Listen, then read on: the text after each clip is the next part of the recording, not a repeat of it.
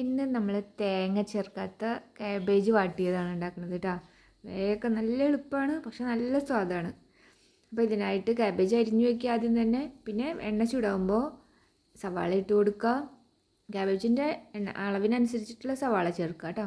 പച്ചമുളകും അതേ എരിവനുസരിച്ച് ചേർക്കുക. പിന്നെ ഉപ്പ്, മഞ്ഞൾപ്പൊടി, കറിവേപ്പില എല്ലാം കൂടി ഇട്ടിട്ട് നല്ല മൊരിഞ്ഞു വരട്ടെ.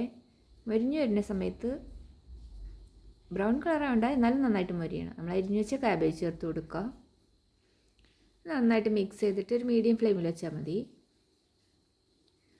അടച്ചു വയ്ക്കുക.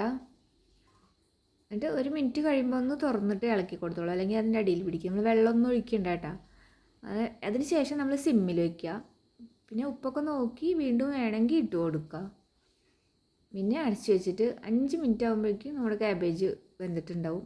ഇടയ്ക്കൊന്ന് ഇളക്കി കൊടുക്കണം കേട്ടോ.